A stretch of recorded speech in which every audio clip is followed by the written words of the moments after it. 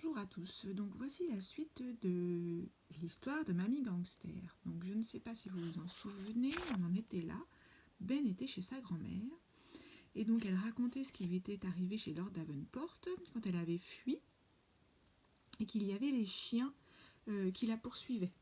Elle racontait que elle avait couru et qu'elle avait été après dans l'eau et qu'elle avait plongé dans la rivière dont l'eau était glacée.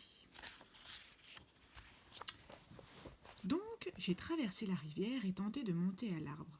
Comme j'avais les mains pleines de boue, les jambes et les pieds mouillés, je glissais le long du tronc. Vite, j'ai frotté mes mains contre ma chemise de nuit et j'ai réessayé. J'ai grimpé comme ça jusqu'à la cime et je n'ai plus bougé. J'ai entendu les chiens et l'armée des hommes de Davenport suivre la rivière vers une autre partie de la forêt. Les aboiements féroces se sont éloignés et bientôt les flammes des torches n'ont plus été que quelques points de lumière. J'étais sauvée.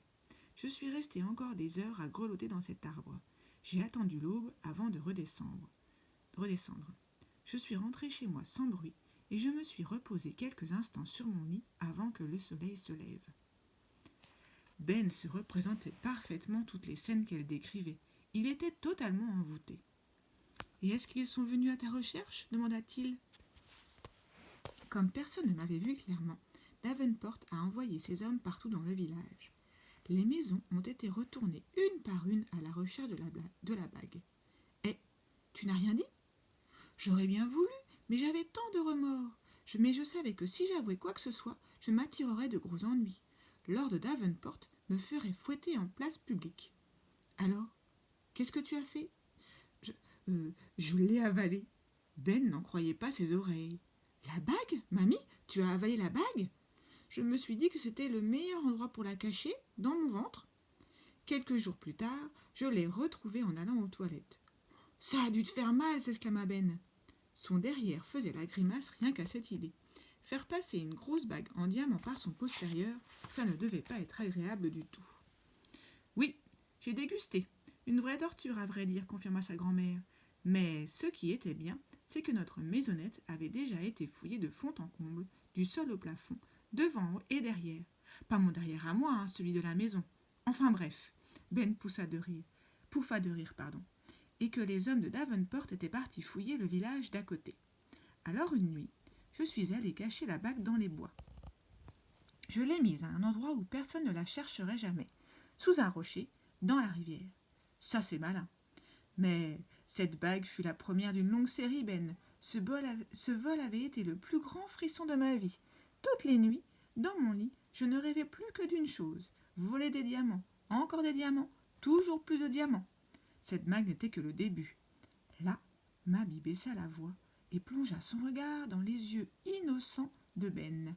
Le début d'une existence vouée au crime. Chapitre suivant. Une existence vouée au crime. Les heures passèrent à toute vitesse tandis que Mamie lui racontait comment elle avait volé chacun des trésors étincelants étalés sur le tapis du salon. L'énorme diadème appartenait à la femme du président des États-Unis, la First Lady. Mamie expliqua que plus de 50 ans auparavant, elle avait traversé l'Atlantique sur un paquebot de croisière rien que pour aller le dérober à la Maison-Blanche. Et pendant le trajet retour, elle avait dévalisé toutes les riches clientes du paquebot. Elle avait fini par être prise la main dans le sac par le capitaine et s'était enfuie en plongeant par-dessus bord. Elle avait regagné l'Angleterre à la nage. Il n'était plus très loin de la côte, avec tous les bijoux dans sa culotte. Elle expliqua aussi à Ben que les scintillantes boucles d'oreilles en émeraude qu'elle gardait depuis des décennies dans son petit pavillon valaient plus d'1 million de livres chacune. Elles avaient en effet appartenu à une Maharani, c'est-à-dire l'épouse d'un Maharaja immensément riche. Les livres, c'est pas des livres comme on lit, ce sont des livres sterling, c'est la monnaie anglaise, parce que l'auteur du livre est anglais.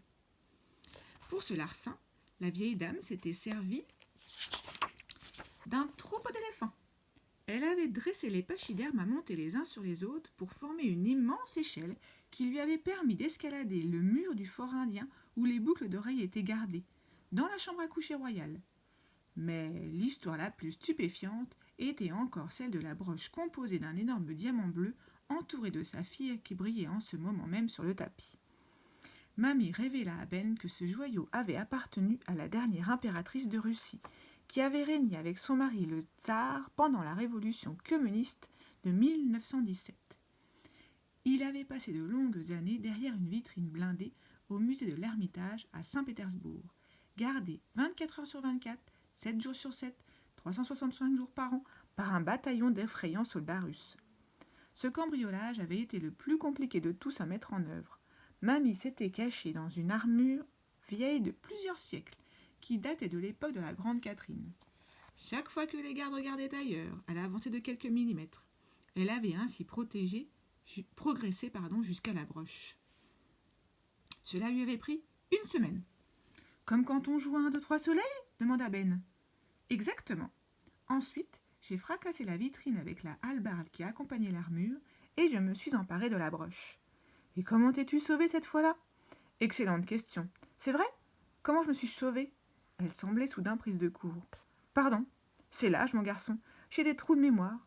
Ben lui adressa un sourire encourageant. Ça ne fait rien, mamie. Mais elle ne tarda pas à se ressaisir. Ça me revient.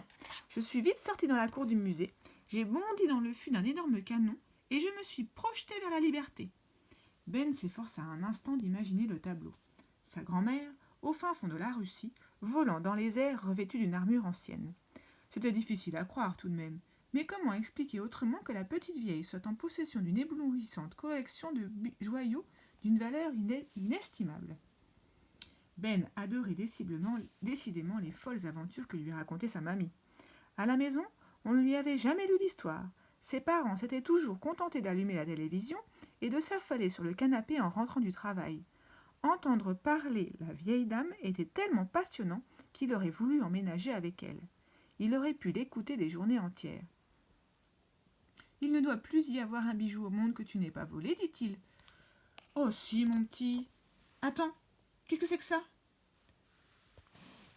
Quoi donc ? Sa grand-mère avait le doigt tendu vers un point situé derrière lui, le visage figé dans une expression d'horreur. C'est quoi ? Chevrota Ben sans oser se retourner pour voir ce qu'elle désignait ainsi. Un frisson lui parcourut l'échine. Quoi que tu fasses, lui dit sa mamie, ne te retourne pas. Ah, mais qu'est-ce qui va se passer ? Eh ben, je m'arrête là. La suite, la prochaine fois.